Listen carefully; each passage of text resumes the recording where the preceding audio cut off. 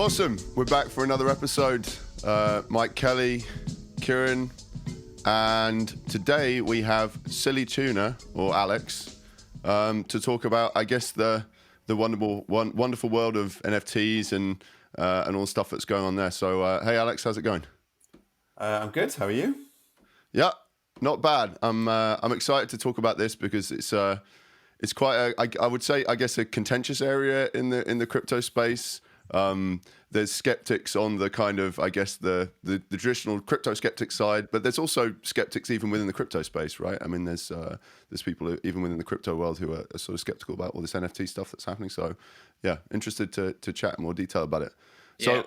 for me, I think the best place to start is maybe for you to just kind of, I guess, give a little bit of a kind of introduction about who you are, what your story is, and how you ended up where you are today.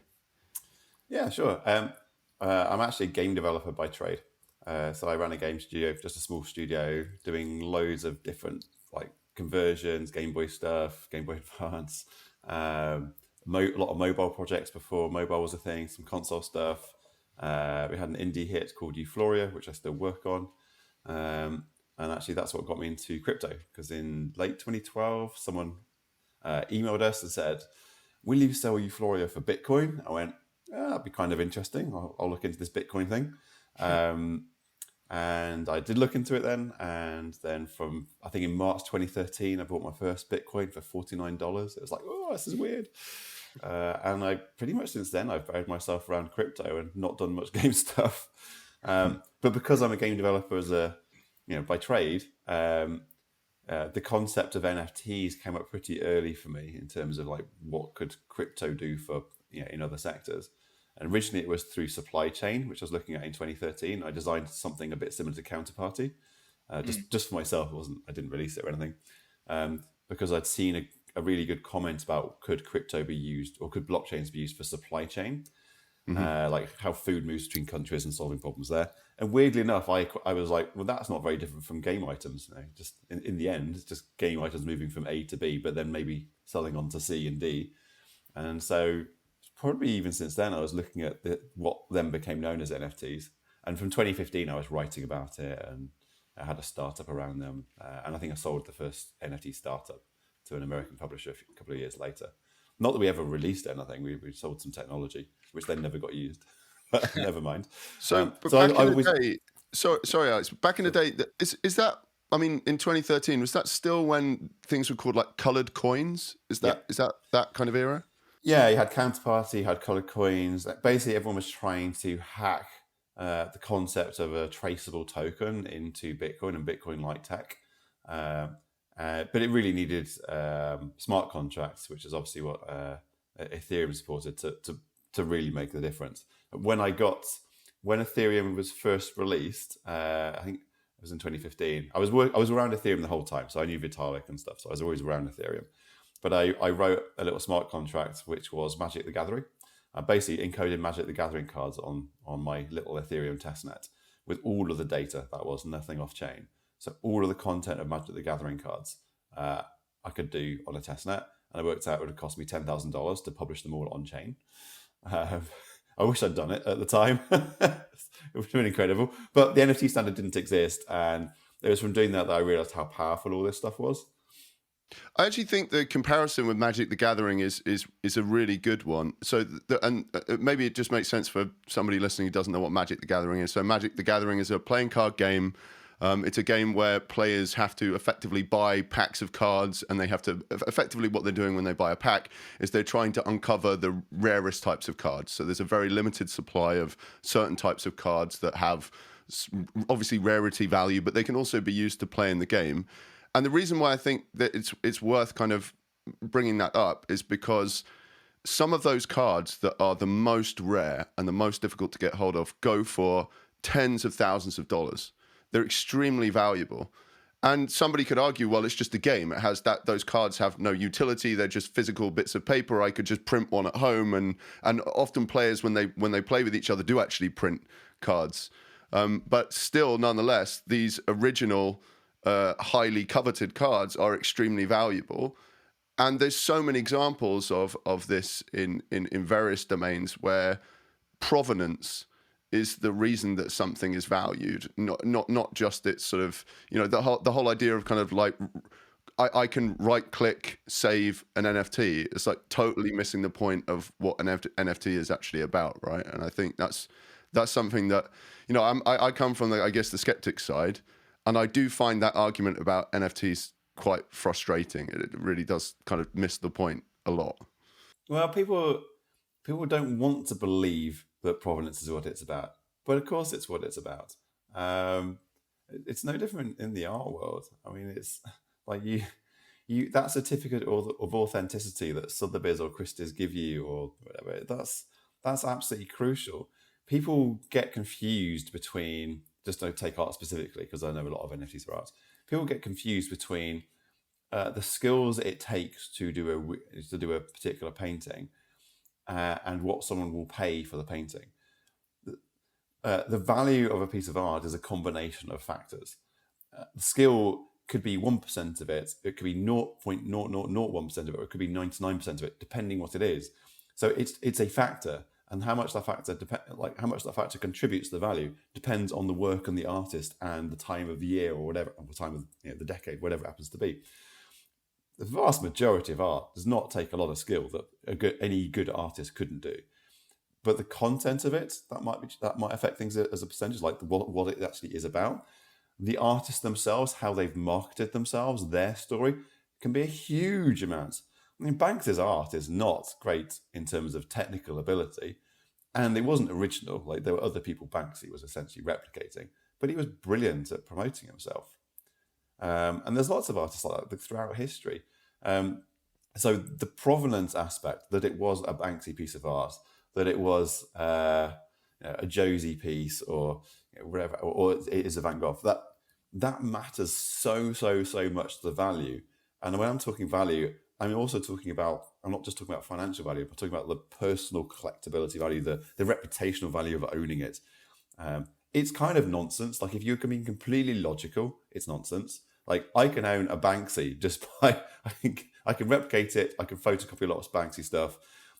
I've talked about, well, having a JPEG is not really much different from having a print, because I can pretty easily get a high-res version of most Banksys, and print it out, to print a poster version. It's so easy to do these days. But you want the provenance that it is like one of the 20 only ones that was approved by, I can't remember the company that do approve all Banks's work. Pest Control, yeah. You want to know that. So I could download a JPEG, or I could have a really good Chinese artist. I say Chinese. There's a whole town in China which replicates art. I could have them do a really good replica of a piece of artwork. But that's not the point. There's the artwork for the artwork's sake. Then there's that collectability of the artwork. And we're human beings. That provenance, that collectability, is a flaw of ours that artists and game developers and all sorts of people take advantage of.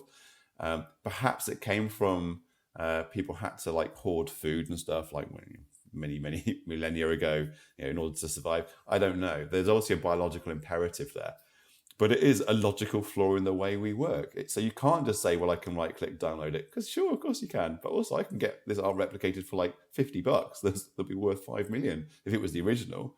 It will look the same, but I know it's not.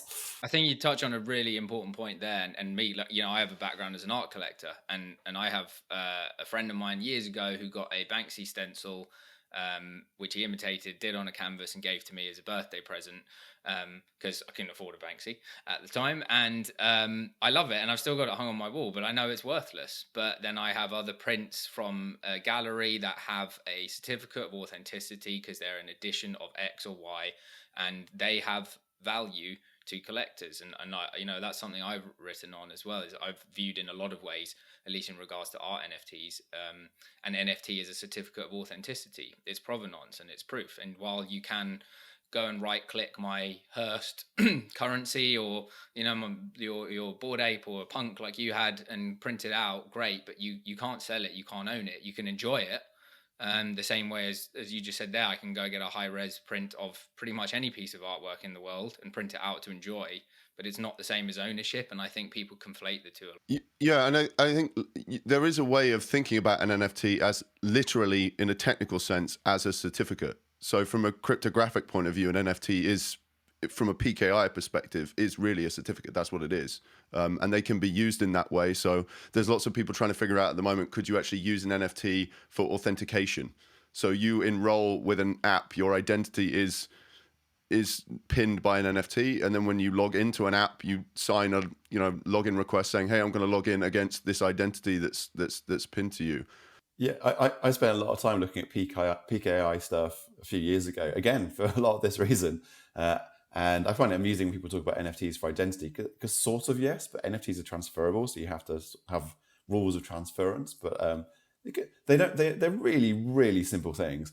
They get overinterpreted and people overcomplicate them because for a really simple device or asset, people think that, oh, they're all art, or they're all this, or they're all that, or they're all just on Ethereum. Or no, they're so simple. They're just a digital asset which can be any piece of data, essentially.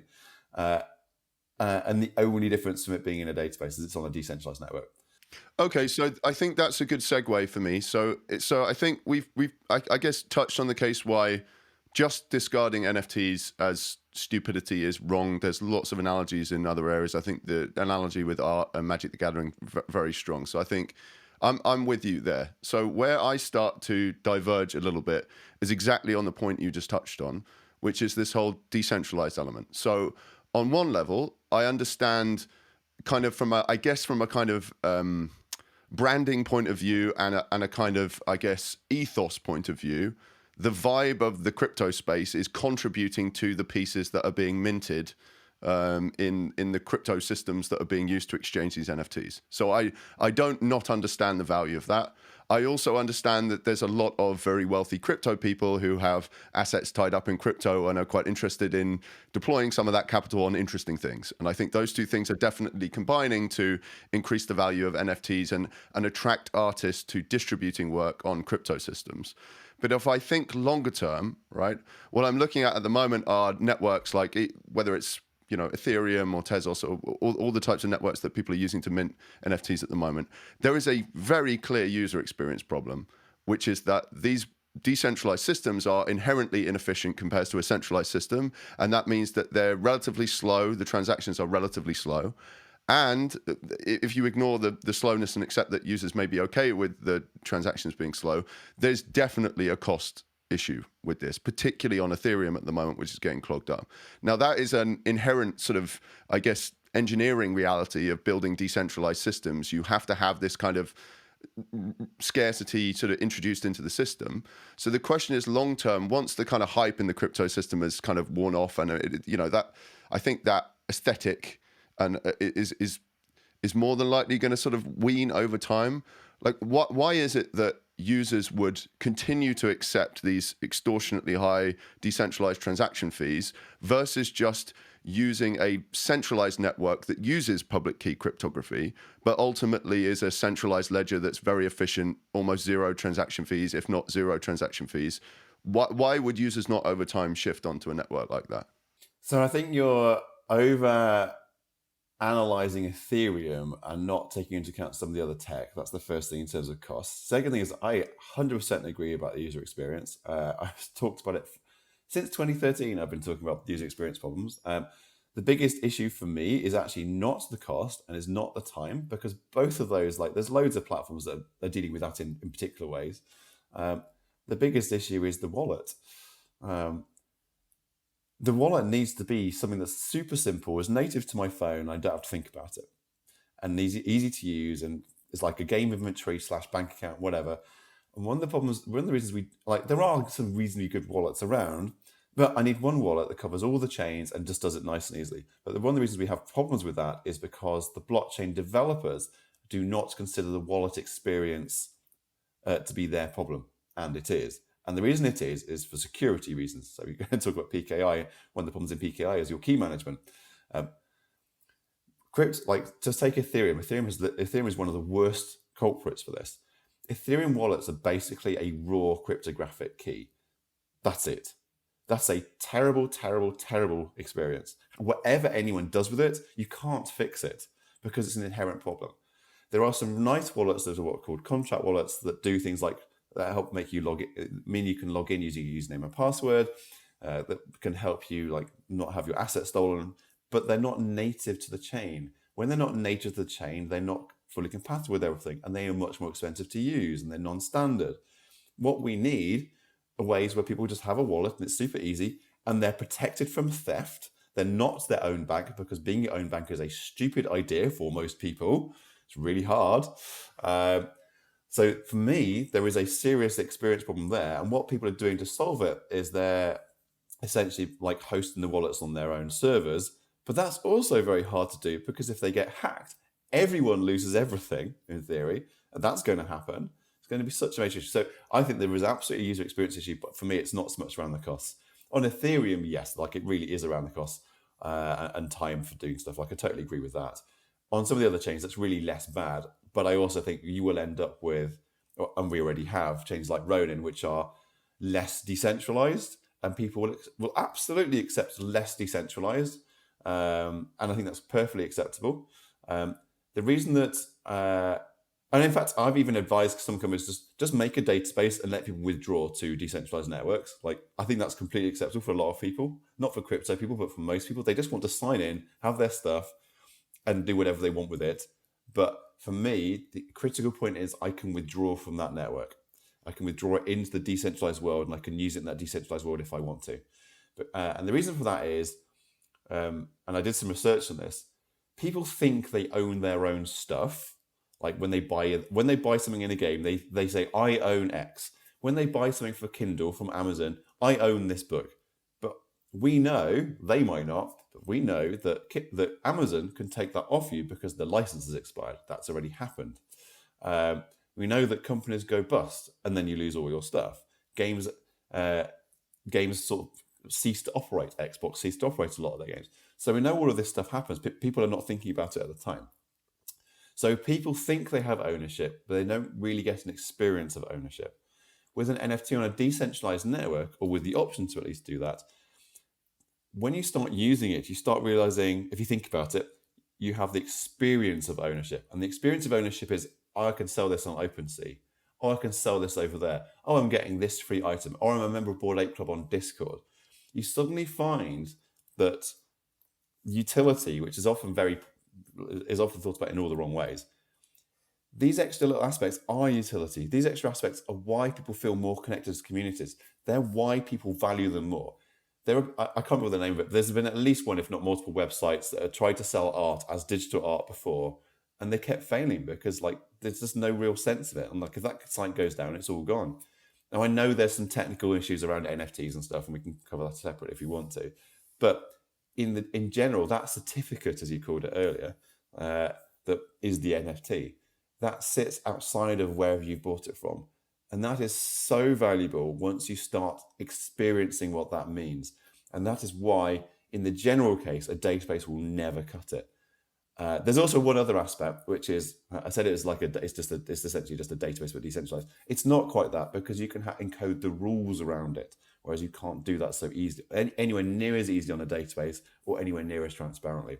So you've got some rules around that certificate as well, which also make a material difference to my faith in what's going on.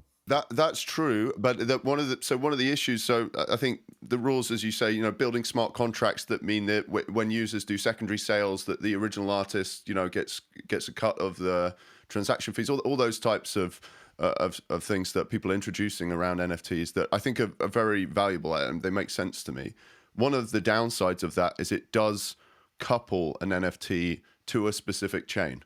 So if the rules if you mint an NFT on Ethereum or on the Tezos chain, if the rules that where you minted that ultimately provide the assurance to you as the author of the NFT that you will get share of the secondary sale, if you move it onto another chain, someone can effectively change the rules in that transition. It's not guaranteed that shifting over a chain the rules would persist. Right. Well, there's two things there. You're talking about a very specific rule there, which is royalties, which ought to be standard, but is not yet standard.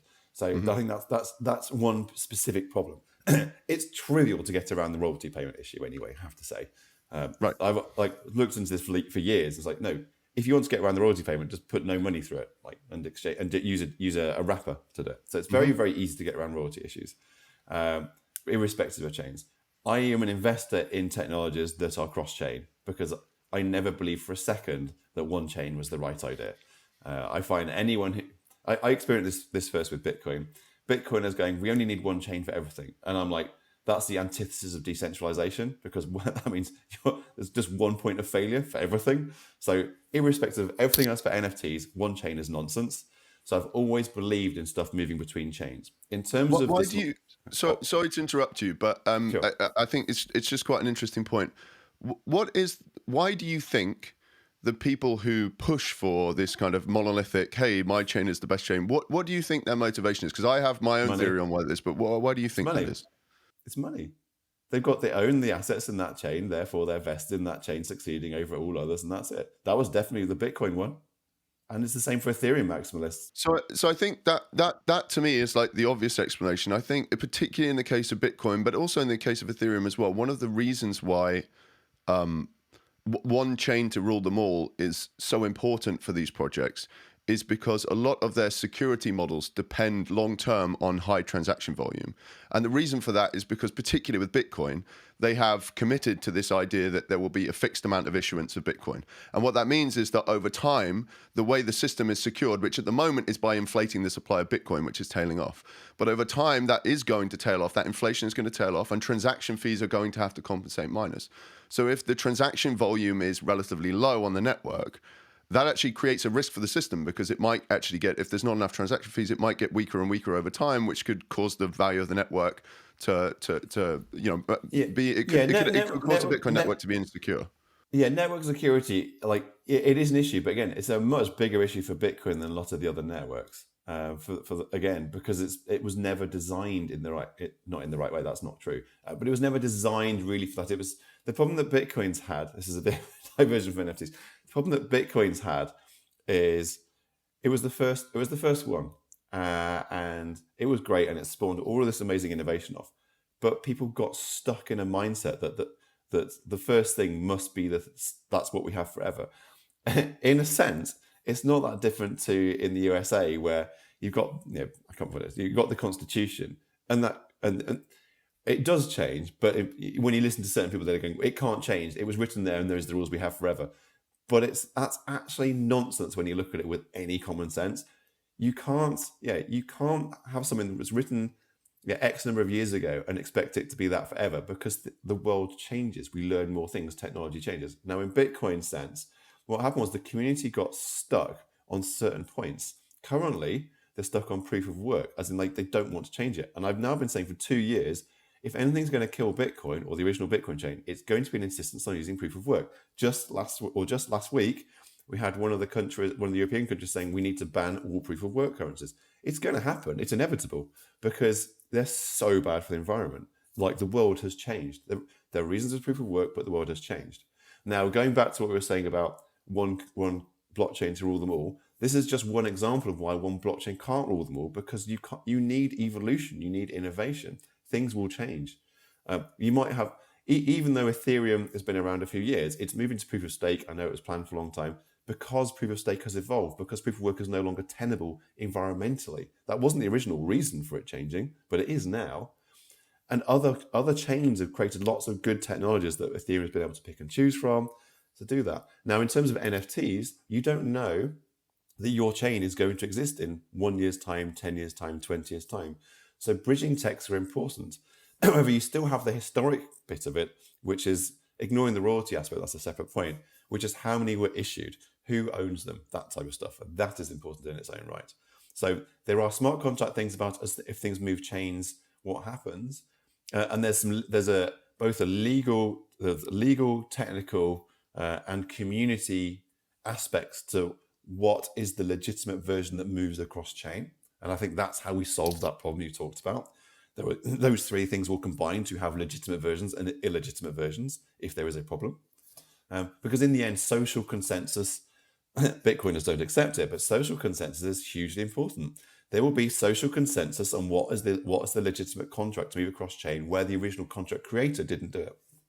That's my feeling anyway. So I should probably, I guess, to avoid like lots of Bitcoiners' blood pressures going up too high, I should probably still man their position as like effectively their position is they picked a shelling point in the rule set with some conditions like the 21 million cap and the security model, and that's the direction they're going in. And they're building effectively a mission, an experiment, which is based around those principles. And their idea is we're going to stick to it or we're going to fail. Like we have to pick a set of rules. These are the rules we picked. We're going in that direction. And that's a kind of, I guess, like a strategic thesis that kind of underpins Bitcoin. You can argue about whether or not you think that's a good idea or not idea, but I guess that at the end of the day, the Bitcoiner's position, or at least the Maxi's position, is that's the direction we're going in. We could discuss it all day.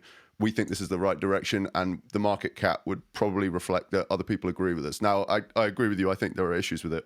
We can't go into the detail because it's I'm not. I love Bitcoin, but I think there is an important aspect to the NFT discussion here, like because there are parallels that are important. Yeah. So one of the points that you mentioned was kind of this type being chain agnostic, because of thinking about the kind of evolutionary path of all of this technology and how it will develop over time, right? So I think for me, the primary selective pressure in that evolutionary process is user preferences, right? So we've already mentioned that, whether it's user experience, right? And this whole question of self-sovereignty and whether or not self-sovereignty is actually kind of a feature or a bug. I think you sound like you're kind of agreeing with me that a lot of the kind of principles of self-sovereignty for most users are actually not a feature, they are a bug. So it's a user experience problem being responsible for custody of your keys. I think again, it's two things. It's like, I think it's important to be an option. I just think that the way it's implemented is really, really problematic. So I was just looking at a technology called Taurus this morning, which I looked at a couple of years ago, or 18 months ago. Yeah, 2 years ago actually, which is an interesting way of doing things. People can look at that separately. But the notion that this started off with Bitcoin. So that's why Bitcoin is really interesting to talk about, even with the context of NFTs. Was you are your own bank, so you don't need to trust anyone else with your money. You just have to trust yourself. Now with NFTs, I don't need to trust Apple with what I own. I can trust myself. The problem comes that actually being your own bank, whether it's for game items or artwork or money, it actually comes with an awful lot of responsibility that even if you're extremely technical, it's very, very hard to do. Most people don't want to actually be their own bank. What they want is a trustworthy bank who can't take their stuff, which is a different thing from being your own bank. What I would like is for me to own my content and be able to use it how I want and sell it if I want to and give it away to my friends. Forget what the technology is. I want to be able to do all of that. I want it to be mine, do all this stuff with it, show it to anyone I want. What I don't want, though, is someone to be able to walk into my house and steal it. I don't want someone in whatever country it is hacking my computer or my phone and stealing it. I don't want to have something where I don't understand this string of numbers. Like, what is all this? I just want to sign in with a username and password. It's a bit rubbish, but we're so used to it. Okay, but if you don't own your keys, the trade-off is you are going to have a security model where that is the case. That is the trade-off in that. No, because that's the wrong head of thinking in terms of UX, right? That's because of the technical side that you're thinking of. It's not about owning keys. Sit apart from the keys and go, okay, we've got this system. How do we design it so that I can be in control, but they can protect me, and they can make it easy for me to log in? You can do that without losing control. It's just a technical implementation thing. It can be done through particular applications of multi-sig and contract wallets. You can do it. You can do it through multiple signing through different nodes. There's all sorts of technical ways you can implement this. The problem is that if your core chain essentially is based off your wallets are based off one key, then all these ways are hacks on top of it. Whereas actually the core chain should be thinking about how to do this. So for example, the contract wallets are a really good example because they are doing things somewhat correctly in terms of what they're trying to do. They're just a bit hamstrung by what they have to build on. But in principle, forget about implementation. I want to be able to log into my NFT and crypto bank account with a username and password. That's the first thing. Forget about how it's done. I want to be able to do that. Second thing is I want to be able to be told when something is moving from my account and I want to two-factor it. Like if it's £1, I might not mind. But if someone tries to spend $500, I want to get a phone call or a text, and I want to two-factor it. And I want that to happen in such a way that that whoever that party is are not they can't move my money. All they can do is approve.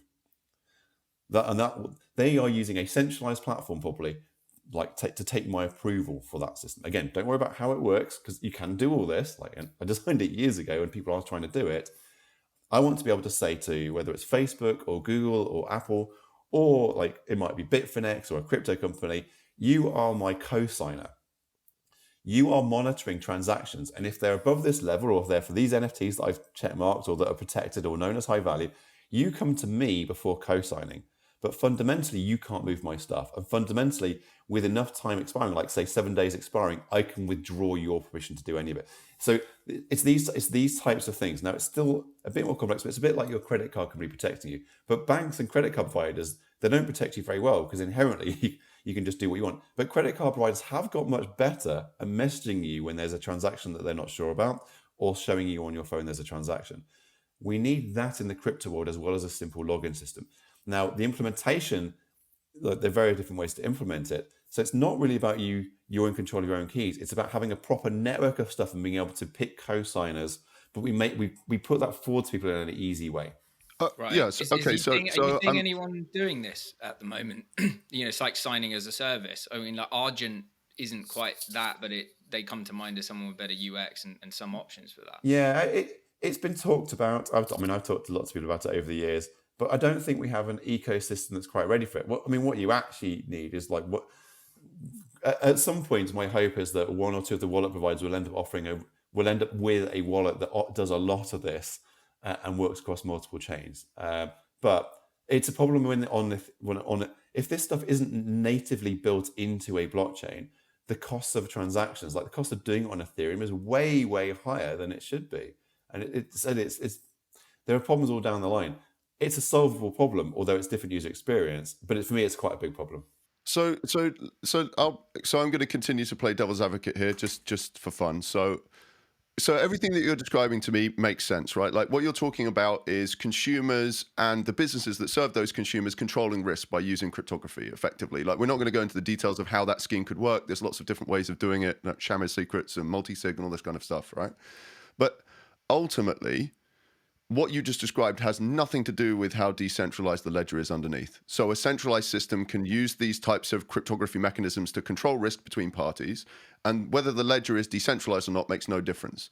So I guess where I'm coming at from this perspective, if you forget the kind of hype at the moment in the crypto space for the reasons that I've already mentioned, and look long term, users do care about this user experience stuff that you're talking about. We can agree that it has nothing to do with how decentralized the ledger is underneath. But what users also care about on top of this user experience question is speed of transaction, i.e. speed of settlement, and they care about the cost of transaction. They want the cost of transaction to be near zero. So assuming that is the case, I guess where I start to kind of peel off is, why would these systems not eventually end up being centralized ledgers that have open APIs and all the cryptography stuff, so that people can feel secure and have assurances about, ultimately they have a kind of cryptographic assurance about how their assets move. But why will the ledger be decentralized? Because as far as I can tell, the main thing you get from a decentralized ledger is censorship resistance.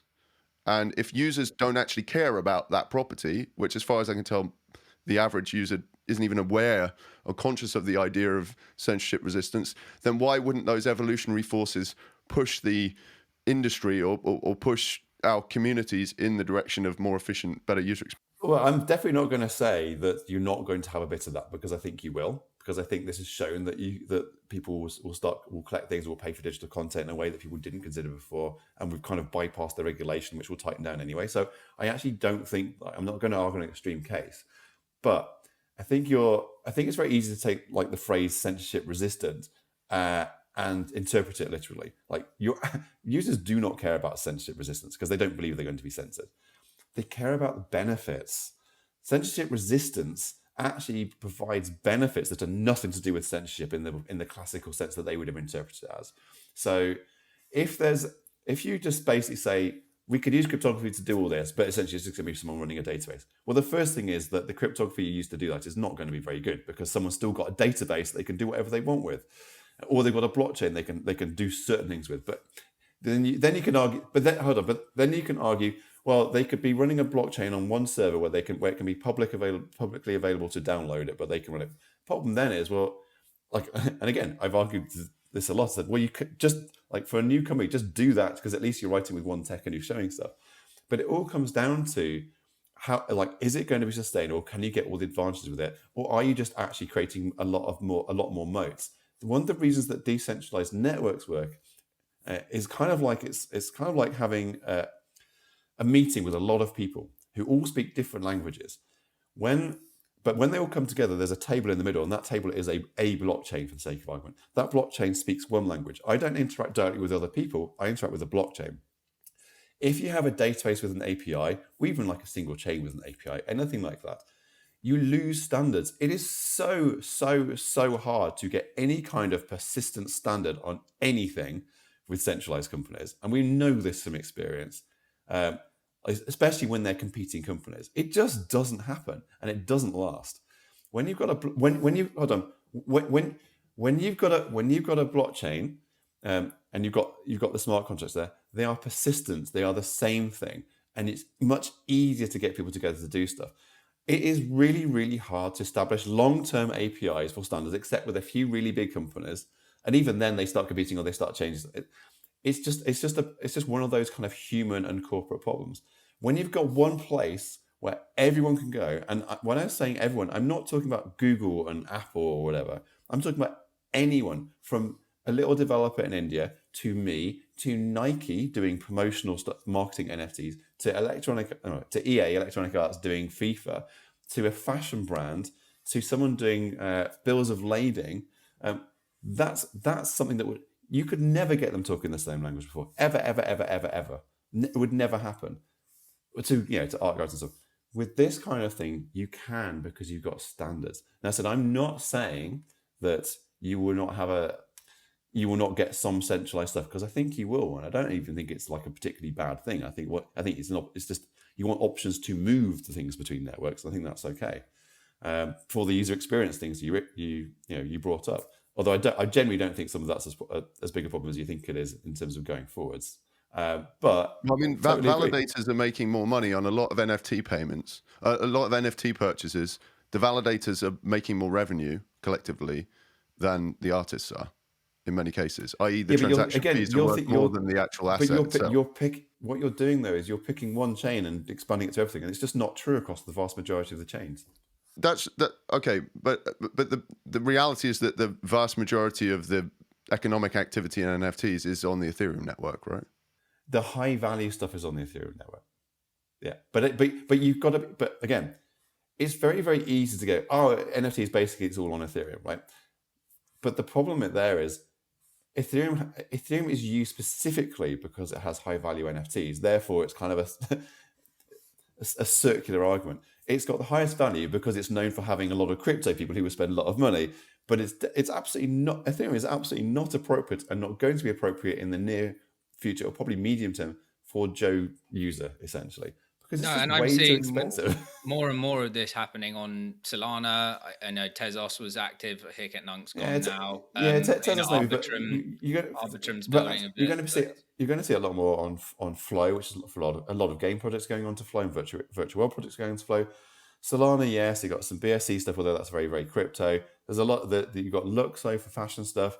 I think it's going to be much more broken apart, and a lot of those chains have a lot less of an issue in terms of transaction cost, support mechanism, and transaction time than Ethereum does. And I think it's I think it's quite with my skeptical head on. I think you can look at Ethereum and go, here are all the problems, and I would go, yep. But again, the danger or the mistake a lot of people make when they're looking at crypto stuff is they look at where things are now and they go, right, well, that's it.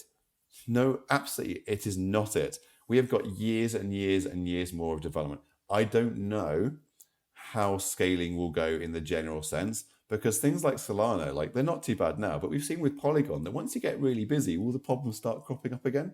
And that's why I think we're going to need a lot more things like Ronin, which are essentially, as well, I mean, I know there's lots of other tech around as well, but I do think we will get what you say, which is I think we will get some databases and we will get some small some small chains that are just run by a set of validators who've agreed that they're going to run this like as 10 validators or 20 validators using Polkadot or not Polkadot, Cosmos type tech, whatever.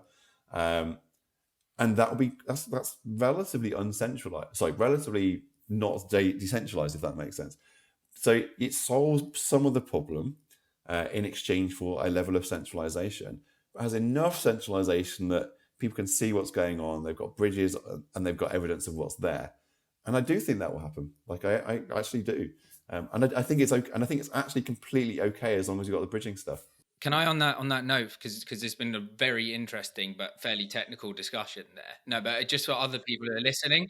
No, but I think it's great. But kind of if I was trying to summarize it and paint a high level view of what you're saying, it's all these different chains exist. There's going to be bridges between them that increase interoperability. But what you're also going to have is, whether it's sharding or whether it's side chains or level twos, different definitions, you're going to have different opportunities for these to emerge, like Flow or Ronin, and they're all going to be able to dial up or down on the dial of, or the spectrum of decentralization to either promote or have these trade-offs that are more suitable in these different situations. And then that in itself gives people the options as to where they want to go and play in these different boxes. Okay, but I think we're kind of almost kind of like going round full circle, because I think we started this conversation by agreeing that users don't care about any of these details, right? So the thing is, Well, right, sort of. Users care about benefits, and some of those details that you pick out will like done wrongly, you lose the benefits. That's what so it goes back to the censorship resistance bit. Users don't care about censorship resistance if you ask them that question, because it's a feature. What they care about are benefits. Now, let's take it to the extreme. They're just on a database again. I promise you that some of these like really critical benefits, like the value and the usability across different contexts, will disappear very quickly when you go to like extreme forms of centralization, like a database. It disappeared because like I'm not going to integrate with that database and that database and that database, even if it's in a blockchain form. I'm not going to do all those integrations because that's the old world and it doesn't happen. Like we already know this. So censorship resistance and decentralization, users don't care about that. They care about the benefits, and when you start centralizing, you start losing those benefits quite quickly, and that matters. Yeah, I mean, so where I guess I'm like struggling is I understand the idea of interoperability and open standards being valuable. I totally agree with you. I'm a big fan of the sort of trajectory in finance around open banking and open finance for exactly this reason, because I think standardizing interfaces and making it easier for people to be able to kind of plumb together elements of whether it's a financial system or non-financial systems, it encourages competition, it keeps large market actors honest, all of these things, right? Very good. And I agree that in many instances, sorry, go ahead. Can I give you an example? Just which might, and then you can carry on saying what you're going to say. Let me give you an example. So, excuse me. OpenSea, a marketplace for selling content, a very popular one. Yeah, you've got CollabBot, a Discord bot that people are using to recognize, like give you roles based on your NFTs. Rainbow Wallet, which is just a purely Ethereum-based wallet where you can see your NFTs and control your money. And Ronin Network, which is from the Axie Infinity team, Sky Mavis, to allow them to run their game in a sustainable form for all the problems you've just said, right? And I've commented on Ronin, saying it's a completely valid thing to do, and they may allow more projects on Ronin in the future. Here's the problem. I've got a load of assets on the Ronin network. I can't use them on OpenSea. I can't use them with CollabBot. I can't use them in Rainbow. I can't use them in numerous other places. The reason being that all those other places have to choose to integrate with Ronin. Ronin is not that hard to integrate with necessarily, but they have to make the choice. And that's because Ronin's over here and it's not a core network. Now, if everything starts going that direction, that's where you're losing the benefits of being on a big open decentralized network, because suddenly everything else has to start integrating, and they've got to maintain those integrations, and that's the pain in the backside. So that's an example to me of Ronin, which is even it is partly decentralized, and it's intended to be increasingly decentralized. That's why it has the problem. Another one is Flow. Flow is very disconnected from the rest of the network, and it did very well particularly with Top Shot. It showed exactly what you said. People will buy digital assets without knowing anything else. Problem that Flow had is because it wasn't so too decentralized, they hit with the regulatory issue of, oh, now people can't get any money out, and then like the market collapsed, and it's come back to some to a decent extent, but they hit that problem of not being decentralized. Plus, people couldn't do anything with it outside of that ecosystem, and they couldn't interact between because of the way the wallets work in Flow. I mean, Flow is quite nice tech, but it's actually quite hard to do some of the interoperability. So you start losing some of those advantages. So again, these things these things play into the benefits that people have, but they're not as obvious as censorship resistance. They are less Well, I agree. obvious. Yeah, there's definitely sort of second order benefits that come out, but I guess the point I was trying to make was more just that essentially it's all anchored on that underlying affordance of censorship resistance, which allows actors to kind of sit in the gray area with regulation, right? Where if you were in a centralized way, it's much easier for regulators to step in and control your activity. So I totally agree that just from a general point of view, and kind of with the whole new finance thing, that's sort of what our thesis is about anyway. It's the idea that there is going to be this gray area and it's going to allow companies to sort of play on the edges of the regulation in order to kind of push the industry forward. So I'm totally on board with that idea. I just wonder whether long term whether or not and that might actually be a good way to kind of like round off the whole discussion, which I is was just going to say, I think we've beaten that horse now. It's a good. I think it's a great discussion. Like the truth is that I don't know that in 5 or 10 years that we won't have. Well, I actually think we will have a mix of what you say and decentralization, because I don't think it's a bad thing. I think for me, if a company wants to run a database and that's what they want to run, that's absolutely fine, because what they're going to do is they're going to give people the option to move out of the database, or there'll be something on chain that mirrors it, or like some tools which mirror what's going on Ronin or your database, whatever. Because the value comes from having the opportunity to do these other things. It is not a requirement for a lot of stuff. If I'm buying something on World of Warcraft, like in a lot of cases, especially if it's consumables, it is not a requirement that it needs to be on a decentralized network with the costs and friction that comes with. But when it's higher value stuff, yeah, I want to be able to do that. So I think it's balance.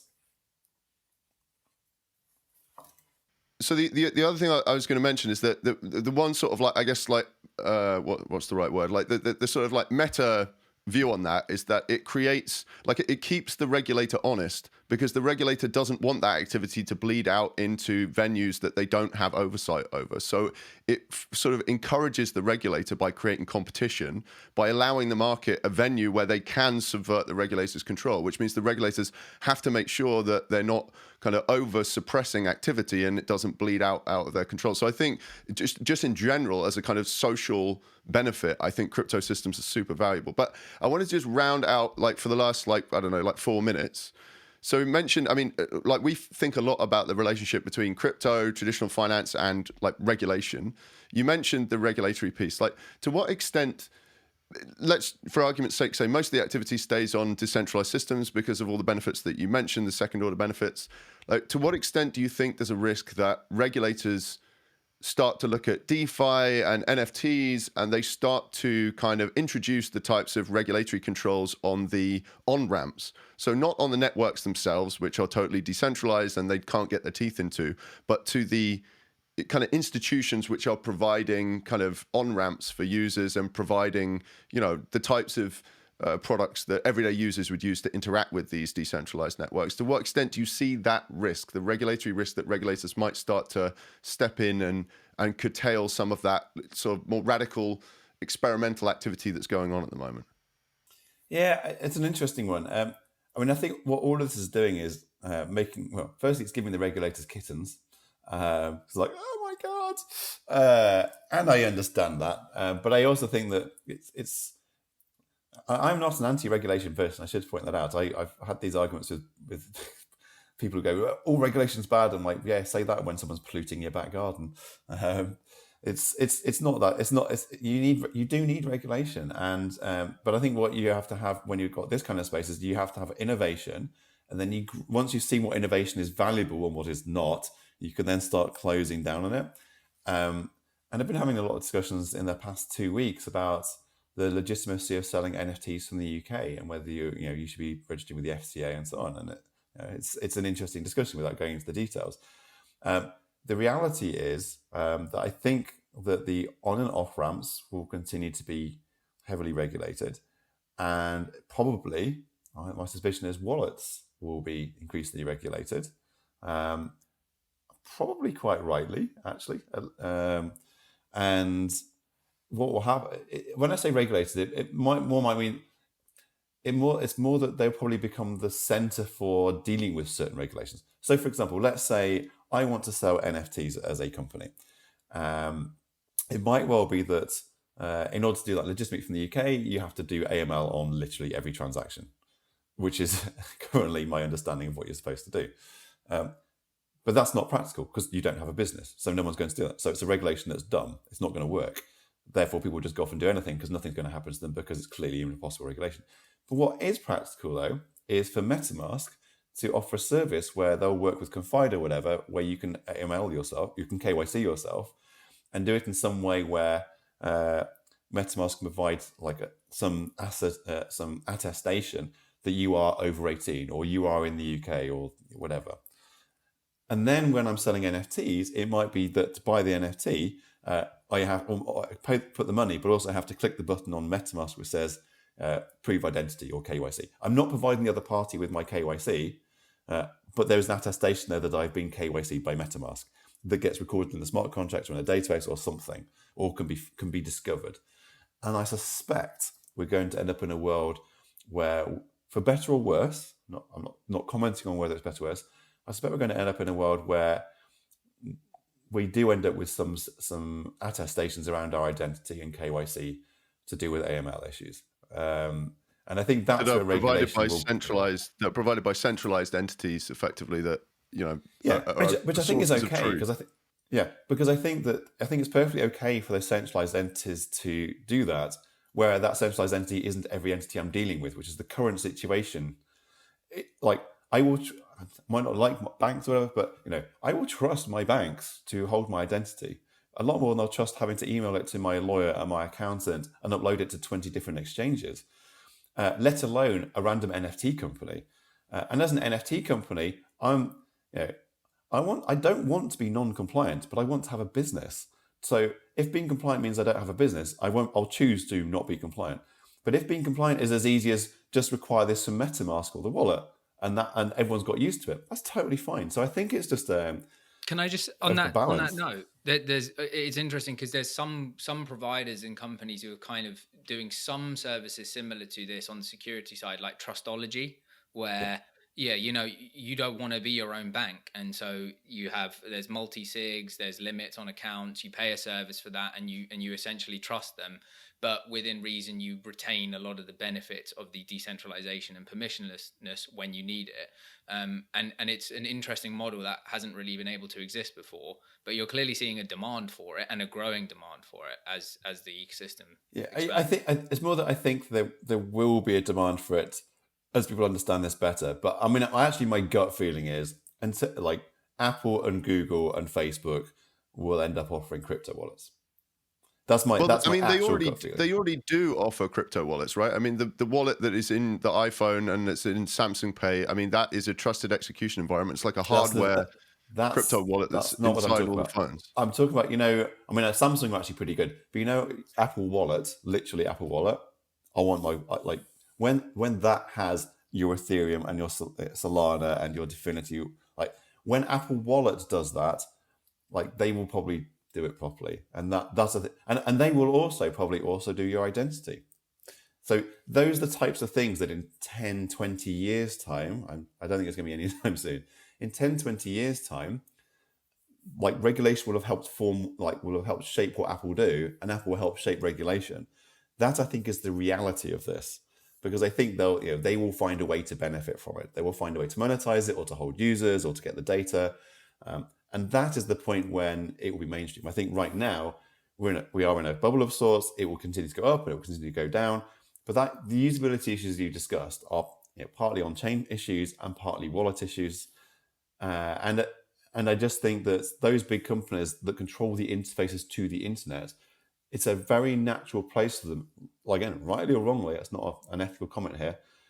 It's a very natural place for them to take control, and regulators will probably be quite happy with that happening. And as a company that's creating content if I'm just a content creator, not speaking as a decentralization person, make it easy for me to sell stuff on the App Store for people to use their crypto wallet when I'm selling my game content or my art. Like, we all actually want that. It's just that the difference now is that at the back of all that is something that Apple don't control. They're controlling the interface, but I can choose my interface. They don't actually control who owns my assets, and Yeah, and I I think think is the critical point. the trade-off for Apple or Google or Samsung in that situation is that there's liability and risk associated with that, and part of that is the kind of brand risk of managing stuff for consumers, and if they fuck it up or there's disputes, then there's brand risk for them. But there's also risk for them from I guess from a kind of a corporate point of view, which is that there's all sorts of they worry about anti-competition legislation. They worry about becoming a regulated financial institution. That is a non-trivial thing for a corporation of that size to get into. And I think it's going to be interesting to see how they manage that trade-off. And the only reason I mentioned the stuff with the Apple Pay and Apple Wallet is that really what they're already doing is dipping their toe in that space already anyway. I mean, what they're doing with Apple Pay is basically Apple taking control of your identity on the card network and managing your keys for you on the card network. So they're already dipping their toe in this space anyway, and it's just a logical sort of extension of what they're already doing. It will take several years. It will take many years because they're not going to do this until the regulatory area is really certain, and it is far from that. But they'll probably also have a say in how that regulation goes. They'll probably be like, well, we will be create this really difficult certification process, and we'll be certified because there'll be benefit. But I know a lot of people will go, "Oh, that's a terrible thing," but the reality is that there'll be a portal to things, and you'll still have the options to do stuff yourself. But like, my dad doesn't need to be his own bank, for example. So I'm just. No, on that note, look, I was going to say, I know we only have a minute or two left, and I thought maybe it would be a good opportunity to finish with a question more on what's exciting you in the space, as it's been a great debate. I think that's really educational for everyone listening, myself included. But it might be a nice opportunity to just finish on what's interesting for you at the moment, and what you're working on, and then we can finish with where people can find you. God. What's exciting about that? No, honestly, I'm genuinely excited by the Cambrian explosion of NFT projects, and I'm not talking about PFPs. I'm talking about just in general, like people are experimenting with what do NFTs mean? How can we give them utility? How can they work across different networks? How can we benefit, whether it's artists or anyone else? How can we have digital fashion, which is like, what is digital fashion? That's one of the areas I'm exploring. So I'm just thoroughly excited by so many creative and talented people creating project after project after project. Whenever you do this, you always get 90-95% of the projects are clones, but so many projects are not clones because we don't know what can be created. That yes, we accept clones, that's totally fine. That happens in any sector. But there's so much cool stuff that happens every day. And so that genuinely is just my excitement, is that NFTs have exploded beyond my wildest dreams this year. That will continue. There will be highs and lows, as I said, not just in value, but in terms of quality. But I still think we're just going to see new cool stuff. Do you think, given your background in gaming, there's going to be sort of further kind of growth in the area where NFTs and gaming overlap, or do you think that's already kind of played out? No, it's not even close to played out. Right. What I don't know is how big it's going to be, because everyone looks at Axie and goes, "Oh, play to earn." But I think Axie is a one-off. There will be other games that do interesting things. What's actually interesting for me in gaming is are we going to be able to integrate crypto into games in some way, which is a bit like free to play, but some other aspect of it, whatever we decide to call it, or is it just going to be a niche for a small set of players? Because the thing about crypto in games is we don't actually know that. Axie Infinity is overlapping heavily with decentralized finance in some interesting ways, in terms of like you have secondary economies going on as well as your game, and it will take years more before we know if that's sustainable. So I think the game area is like there are hundreds of millions. In fact, I think possibly it might even be over $1 billion has gone into games in this year, game investments this year for game and crypto. But certainly hundreds of millions of dollars has. And if you include things like Flow. And I don't think anyone really knows how that's going to be used. There's a lot of game industry people that got involved who don't really understand crypto. So I think a lot of those products are going to crash and burn horribly. But also, I think we might well find that we get some new, easy-to-use models, which will probably be quite part centralized, like we were saying earlier, Mike. But yeah, can we bring that to mainstream gamers? I don't know. I'm intrigued. I think we're some way off, actually. Yeah. I think we're some way off. the reason I think gaming is particularly interesting is because a lot of games have this kind of chicken and egg problem where it's a bit like a two-sided market problem where you need a certain quorum of players in order to make, especially multiplayer games, to make these experiences work. And one of the things that the NFT and crypto space has going for it is that it has this kind of horde of extremely motivated, energetic people who are just looking to experiment and play around and kind of get involved in new projects. So I think there's a lot that gaming companies can do to kind of use the fact that there's this cohort of extremely motivated early adopters to solve a lot of those what are traditionally quite hard kind of two-sided market problems. I think just my finishing point is that I think that for games and artists and probably some other creative spaces like hopefully music as well and fashion, I think what crypto actually does is create an environment where like that 1,000 true fans thing can work for a lot of digital content where it couldn't work before. Where before the only way people had before was to do a Kickstarter, but Kickstarter was inherently limited because you didn't really have ownership, but it was still very successful for a lot of people. Yep. But now you can get like a small group of people who might spend $100, $200, or $1,000 on your game that previously would only spend $30 or $50. And I'm not talking about rich crypto people here, because there's this myth that only rich crypto people will do this. If you look at how much people spend on their hobbies, people spend hundreds of pounds on their hobbies. Not rich people. Everyone, like I play a lot of football. It cost me a fortune a year, and I did that when I had no money, and I would still do it. Other people like might build remote control cars or drones or collect some, But there's all sorts of hobbies that people do who are not rich, who are not crypto rich, but where they would have spent £50 on a game before, they would spend £250 if they felt that they were getting more value, and some of that value was reproducible because they could sell it on in some way. So I think it might actually help the 1,000 true fans model for creators because it provides their supporters, their fans, with more tangible value. That is the note to finish on right there. Yeah, I think that is the perfect place to stop, because I think you basically just summarized exactly why people should pay attention to what's happening in the NFT space and the Web3 space more generally, because that is the key thing that's happening there that really, I think, makes it a really interesting place for building early stage projects. So thanks for summarizing that. That was good.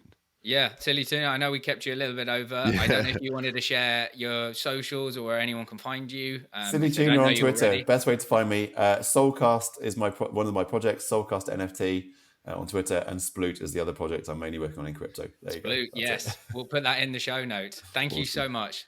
Yeah, thanks a lot, man. Really good to chat with you, and let's keep in touch and maybe have you back in a few months. Yeah, we'll do it again. It's fun. Nice one, mate. Thanks very much. Cheers. That's cut.